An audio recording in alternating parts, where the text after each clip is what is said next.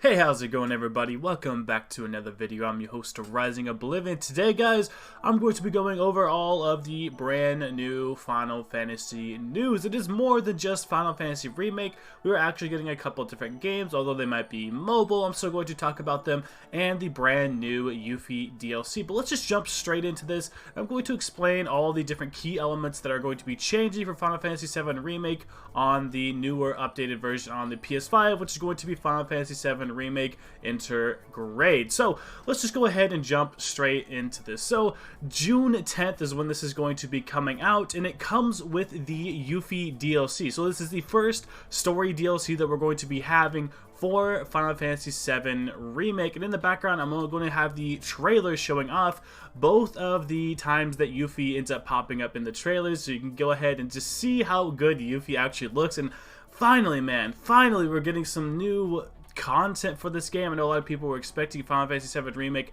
Part 2, but honestly, I don't mind if some of the separate studios within Square Enix have to do a couple DLCs as we're waiting for Final Fantasy VII Remake, and it seems that this is going to actually take place in the middle of the story. This isn't going to be happening after Final Fantasy VII Remake. Yuffie's DLC seems to be happening sort of kind of like intermingled in between at some point within the story, which is actually pretty cool and pretty nice. She seems to have some really nice combat, and it seems that she has this sort of like combined combat. They're going to have some separate moves combined with, you know, Yuffie's giant looking like ninja star, I guess you could say. And who knows, maybe the material that we have from Cloud carries over, or this might be a whole separate DLC type of thing that we're going to be having. But basically that's that. I'm going to have the gameplay in the background like I said. But let's move on over to some different changes that will also be happening to Final Fantasy VII Remake. So we have improved textures, new lighting, new background environments, which honestly is probably one of the best things. If you were underneath the plates and you would look up and you would see like,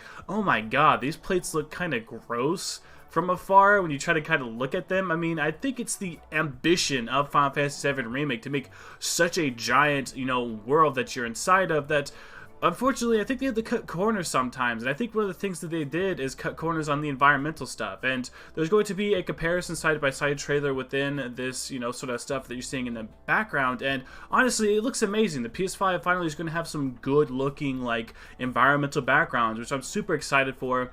And of course this is going to be on the PS5, so you know, better load times. One of the biggest complaints I had with Final Fantasy VII Remake was the load times.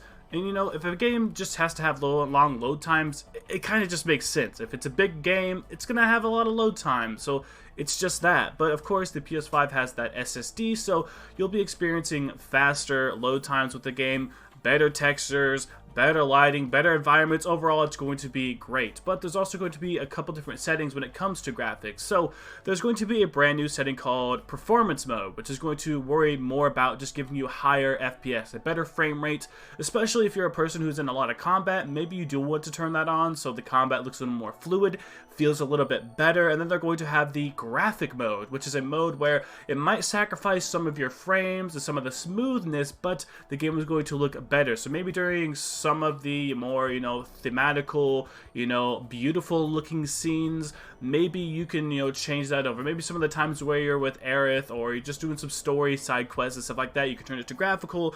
But if you're doing a lot of like heavy, you know, combat stuff, maybe you could do some grinding with Performance Mode to look a little bit better. Not only that, we're also going to be getting a photo mode in Final Fantasy VII Remake, a new mode that allows you just to, I guess, just take photos. I guess it's kind of self-explanatory, isn't it? But we also have the feature to allow you to carry over your data. So if you have data on the PS4 of Final Fantasy VII Remake, you can carry that data over to the PS5 version, which is honestly the best thing that they could have done. I'm so glad they're allowing us to actually do that. And if you have Final Fantasy VII Remake on your PS4, guess what? You get it on the PS5, so this is pretty cool. So June 10th, you should be able just to download Final Fantasy VII Remake Intergrade on your PS5, which is really cool, and I'm glad they're doing stuff like this. I feel like most games should definitely be doing stuff like this, which is nice. Being able to play this game in 4K at 60 FPS is a super nice thing that they're going to be having for this. Being able to see this game in all of its glory. But that kind of is all we have so far with Final Fantasy VII Remake Intergrade. Let's move on over to some other things, some extra goodies. These stuff might not be as exciting as Final Fantasy VII Remake, but it's still something I'd like to touch on, and a lot of people care about this kind of stuff. So when this video is going out, February 26th, we are actually going to be having the Final Fantasy VII, I think just Remake, but just Final Fantasy VII all in general.